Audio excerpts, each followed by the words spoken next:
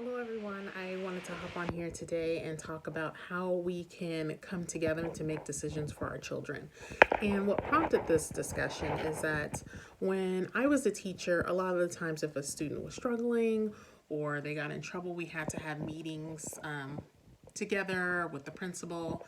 And I found that a lot of the times communication would break down pretty fast because of what was going on the back end, meaning teachers, administration, and then whatever was happening at home with the kid or what the parents thought. So I just want to really touch on being able to come together because it's actually very difficult. And I feel that sometimes the parents just don't know what us teachers are up against. We have our students' best interests at heart, but sometimes that just doesn't come across because of regulations or what we've been told by administration that we can and can't do, can and can't say. So I just really wanted to sit and talk about that because I feel like the system, the way it's set up, it's almost to pit us against each other. So the teachers against parents and the parents against teachers, and that's no one's intention in the entire situation. A lot of the times teachers are considered the bad guy. Like say we're sitting down with a parent about some behavior problems, and sometimes the parent just wants to be heard and it's like, this is what I'm looking for. I think my child needs X, Y, and Z.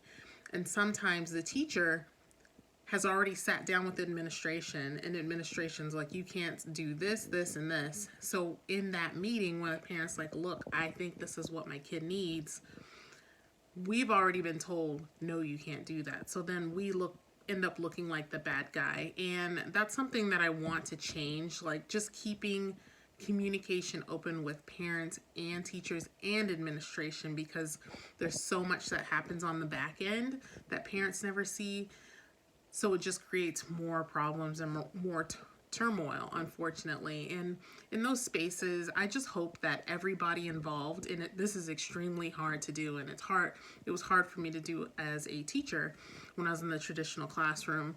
But I think everybody just needs to remember, like, we are all coming together to help this child with whatever they're struggling with, and we all have the child's best interests at heart.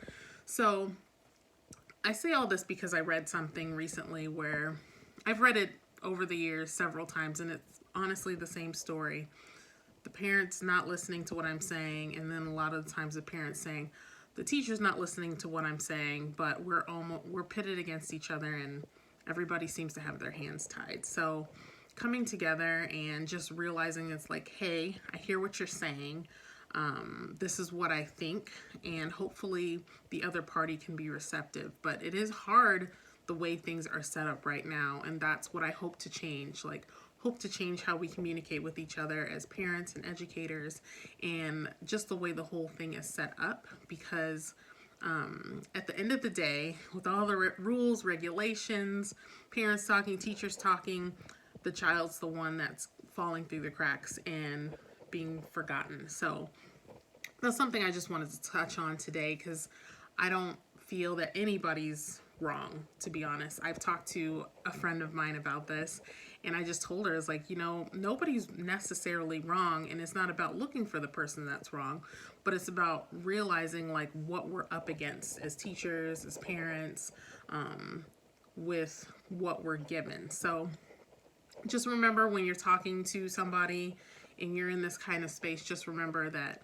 everybody has the kid's best interest at heart, and just try to see the other person as keeping the kid's best interest at heart, which can be difficult. So hopefully that's something that can be changed in the near future so we can do better by our children. So I hope you're having a great day, and I'll see you tomorrow.